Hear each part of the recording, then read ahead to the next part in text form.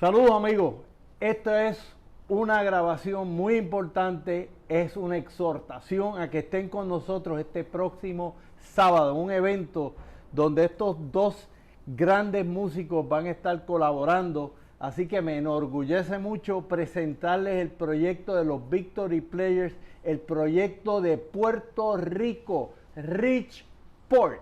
Somos una isla con un caudal de talento musical universal y esto es lo que este proyecto está promoviendo.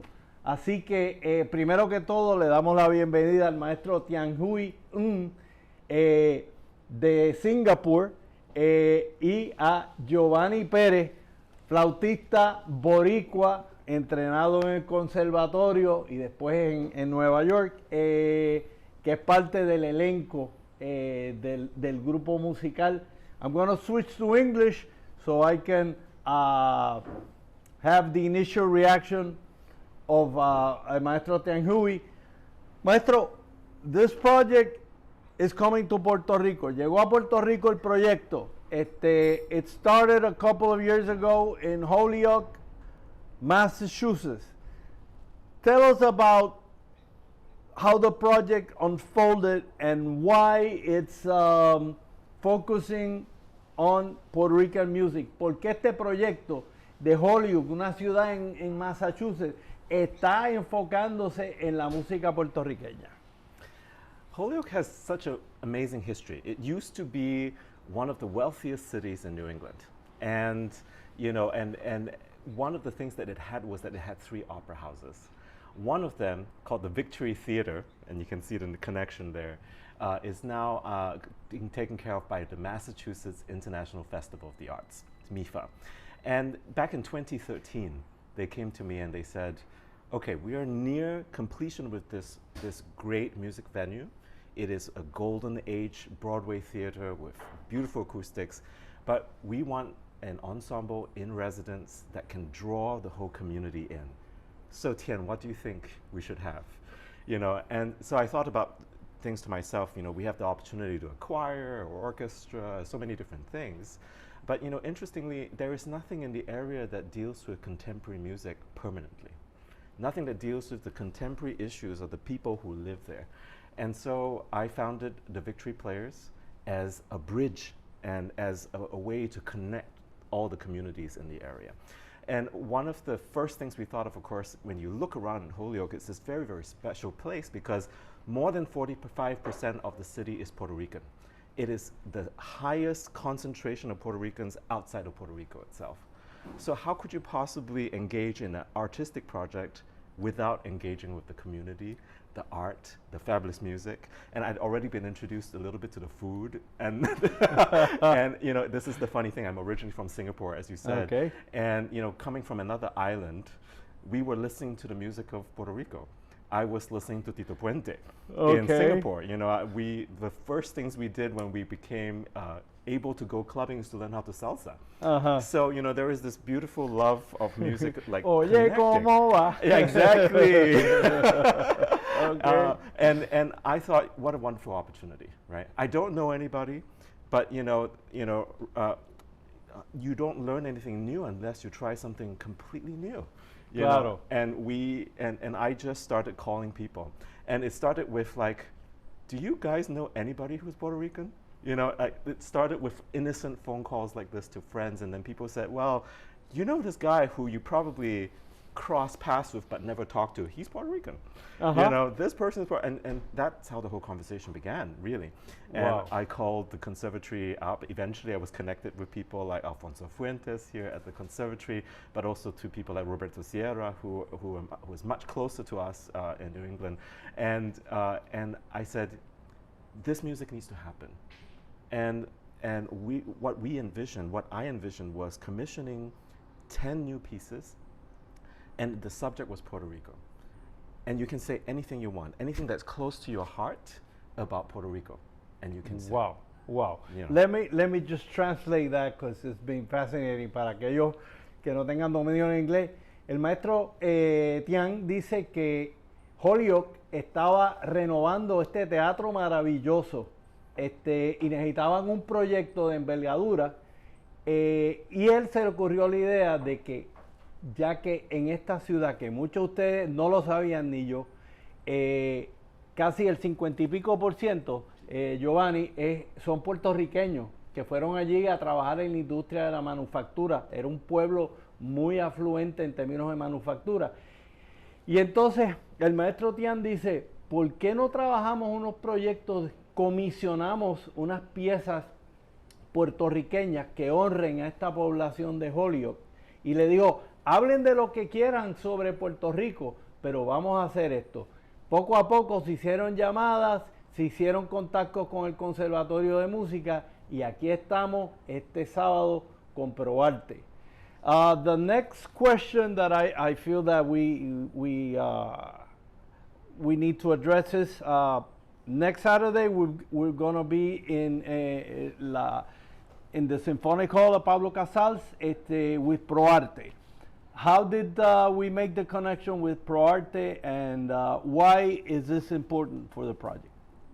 Yes, I think when we reached out and we looked at all this music, eventually all these composers said to me, Tyan, you've accidentally commissioned more Puerto Rican composers than anybody in the world in a very short time. And we also... 10 piezas de compositores puertorriqueños, es la primera vez que alguien hace esta comisión de tantos boricuas a la misma vez, así que el maestro está haciendo historia. Continue. Yes. And also what was interesting was that the composers knew about each other, but they didn't really necessarily know each other. They had never met because they're from different generations. They had all moved in and out of Puerto Rico. They are in different parts of the world. J.J. Peña Aguayo is in Valencia, in Spain. Carlos is in Illinois. Ivan is in California. People are in New York. And this was the first time they all sat down in Holyoke, ate Puerto Rican food, and got to talk to each other. Wow. Mi gente, estos son boricuas que están por todos lados. Esto es una diáspora, ¿verdad? Que está en Raimundo y todo el mundo. Y él dice que de momento empiezan a hablar de hacer esto juntos, se reúnen en Holyoke a comer comida boricua y esto pues empieza a despertarse. Let me then address Giovanni and how you got yourself into the project, Giovanni, because I feel that's another interesting question, ¿verdad? Los Victory Players es un conjunto de como 8 músicos, ¿verdad? Y tú eres el único boricua. Sí. Así que háblanos de cómo tú llegaste a este junte y qué representa para ti esta oportunidad de estar en tu patria trayendo este proyecto este próximo sábado. Claro. Yo creo que la primera interacción o como me enteré que iba a hacer este proyecto fue a través de Berkeley Flute Professor Eduardo. Leandro. He said, hey, hay alguien que está buscando un flautista para tocar música puertorriqueña. Entonces, yo estaba en New York y ya me había ido en 2014, eso fue como 2017, 2018. Y yo, pues claro que quiero tocar música de casa, ¿por qué no? Y así pues me entrevistó Tyan y pues, long story short, empezamos ya ese verano en lo que fue la primera iteración de Victory Players, y de verdad que esto ha sido un dream come true, porque pues criado en Vega Baja siempre crecí, pues papi tenía una orquesta de salsa y toca piano, pues escuchando salsa, Latin jazz, tocando en la iglesia, luego me entrenó en la música clásica. Y yo diciendo, wow, yo quiero tocar flauta, ¿verdad? No me gustan los labels de flautista clásica, flautista de jazz, flautista latino. Yo soy flautista. Tú pones cualquier cosa y vamos a tocarla. Y que me digan, vamos a hacer música de Puerto Rico, fuera de Puerto Rico. Eso es un sueño hecho realidad. Y eso es, bueno, estar aquí por fin trayendo a todas estas amistades que algunos de ellos desde que empezó el proyecto ya han visitado a Puerto Rico en varias ocasiones y para otros va a ser la primera vez. Y verlo como que no es lo mismo como que escuchar de Puerto Rico que llegar aquí, empezar a sudar y ver este ambiente hermoso, de verdad que pues está bien chévere. Excelente.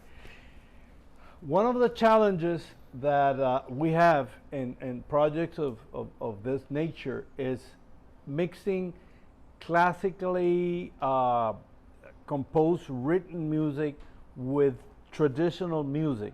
El reto que siempre hay con dar este brinquito es cómo maridamos la música popular con composiciones clásicas, que muchas veces la composición clásica moderna es una narrativa, es un cuento, es un poquito más complejo que meramente provocarte una emoción inmediata con un ritmito. I'm talking about the challenge that classically composed music tends to be a narrative, tends to have a developing story, and popular music, it 3-minute interventions, you go into the heart of the beat immediately. So how do we help people open their minds and their ears to this sort of different music that is based on traditional music? ¿Cómo logramos que la gente que oye música popular se dé la oportunidad de escuchar composiciones como la de estos 10 boricuas que vamos a escuchar este próximo sábado en Proarte, sala sinfónica, 7:30, no puede dejar de ir. Maestro.